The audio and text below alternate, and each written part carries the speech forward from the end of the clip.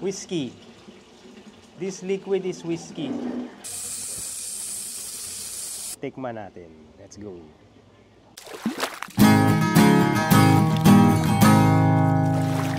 Hello everyone, welcome back to the channel. In this episode, we're doing something a little bit different. Hindi tayo magte-taste ng beer or ng any cocktail. Hindi tayo gagawa ng cocktail today. Ang ginawa ko ngayon ay nag-experiment ako ng pagko-cure ng bacon. It's something that I've never done before. First time ko lang siya ginawa. But the twist is, in this experiment, tinry ko instead of brine, binabad ko siya sa whiskey. Whiskey, Jack Daniels yung ginamit ko na whiskey. Doon ko siya binabad. So, it's been curing for 1 week now.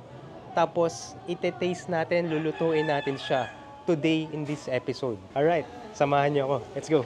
Last week, I decided to try making my own bacon. Nag-cure ako ng bacon using the dry method at saka wet method. Nung nagre-research ako, I was surprised kasi it was very simple lang pala to make bacon. All you need to do is measure the sugar and salt ratio compared dun sa timbang ng bacon meat or the bacon belly, the pork belly na gagamitin mo. Yun lang, asin at saka asukal. There's another one, it's called wet method. Yun naman, asukal, asin, at saka some sort of brine. Brine, it means just water lang yan, nakababad sa tubig for 1 week. But I did something different. Ang ginamit ko ay whiskey. So that means nakababad yung bacon dun sa whiskey for 1 week. Hinati ko sa dalawa yung bacon slab or yung belly slab na binili ko. Hinati ko. The other one is dry method. The other one is wet method. At yun ang titikman natin today. Lulutuin natin today yan. Tapos titikman natin kung ano ang lasa at ano ang difference ng dry method at ng whiskey wet method of curing bacon. Bakit whiskey ang pinili mo kung instead mo? Bakit hindi gin o... Kasi yun yung mayroon ako sa bahay. Ayan. At saka ginagawa talagang method yun, bourbon. Ano yung hope mo na... Ano yung theory mo mangyayari sa experiment mo? Magiging mas complicated yung lasa. Whiskey.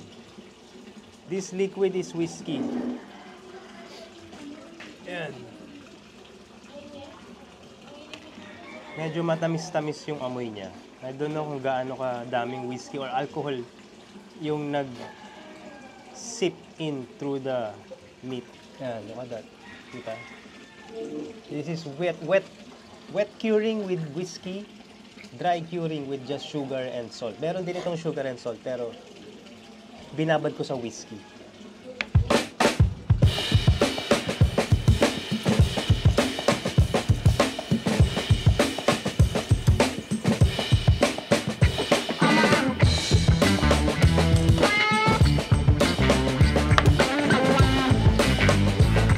Yan, this is our first slab. This is the dry cured bacon. Next.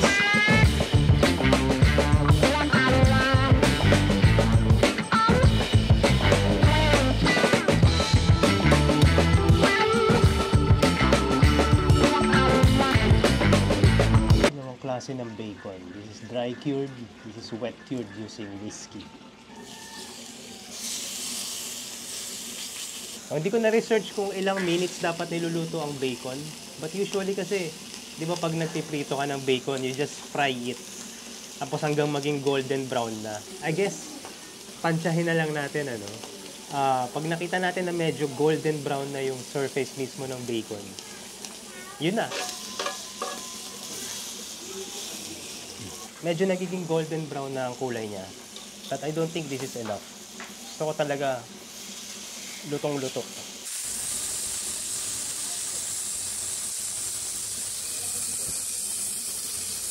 By the way guys, I'm happy to announce a milestone in this episode. The Clueless Bartender has reached 1,000 subscribers. In the beginning, I was just doing it for my own amusement.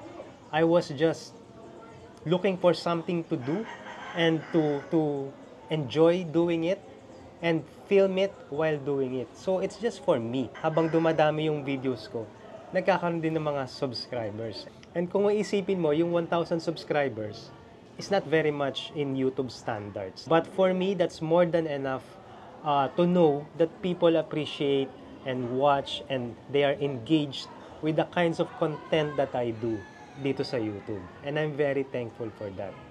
Thank you so much. Thank you, maraming salamat. And kung hindi ka pa nakasubscribe, please do so. Hit the subscribe button down below. Now, let's get back to the bacon video. Let's go. Alright, eto na. So, luto na yung bacon. It's been curing for the past week in my fridge. Tikman natin kung anong pinagkaiba ng lasa.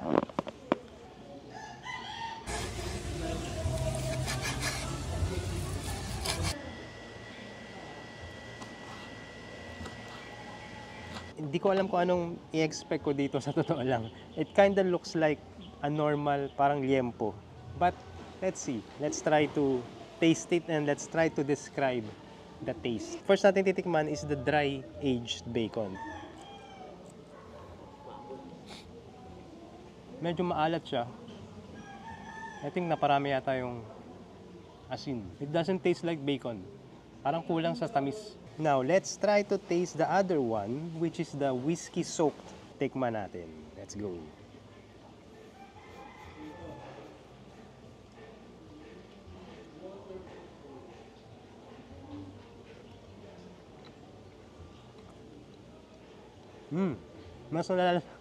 Mas may complicated taste siya. I can actually sense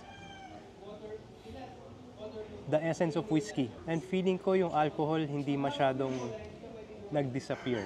I don't know kung makakain ito ng mga bata. Baka hindi pwede.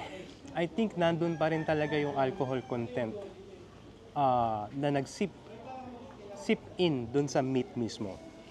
Let's try to ask the other people here kung ano ang tingin nila. Pero pasok muna tayo kasi umuulan. Yeah, dito tayo sa may bubong. Normal cured bacon. Parang liempo lang eh. Oh.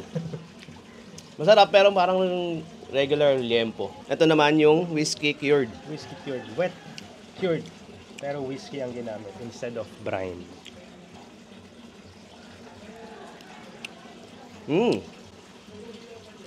Lasang whiskey ba?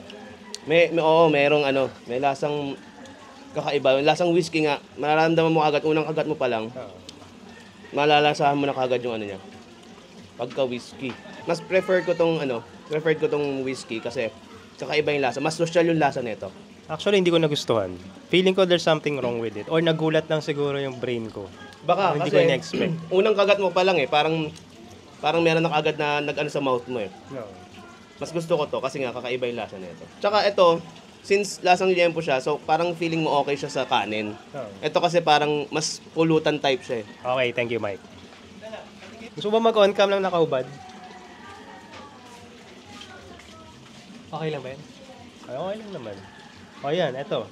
This is the normal cured bacon whiskey. Unahin mo yung normal. Parang inihaw na baboy Parang lang. inihaw na liempo lang. Yung liempo lang. Parang Hindi na- nabibili mo sa ano eh. Sa Baliwan, Sa- sa Andox. Sa food court. Okay, the other one, whiskey. Whiskey soaked. Mas malambot. Yun, may flavor ng ano, alcohol. Alam mong may alcohol. Nawiwirdohan ako sa lasa. Parang may mali. Alam mo may alcohol. O yun, okay. So, iluluto ko na yung the rest of the normal bacon. Etong whiskey bacon, di ko pa alam kung anong gagawin ko. May flavor ng alcohol. Oo. Feeling ko, what I will try to do is cure it one more week. Hindi ko muna lulutuin itong whiskey flavored bacon.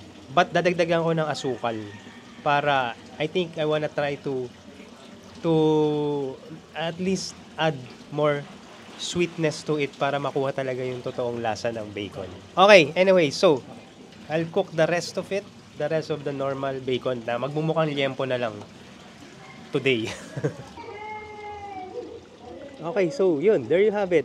I would say that experiment is half fail, half success. Half fail because hindi ko talaga nakuha yung ina-achieve ko na lasa ng bacon. But the other one, nag-incorporate talaga yung whiskey, of course, dun sa meat itself. So, I'm pretty happy about it, but not so much.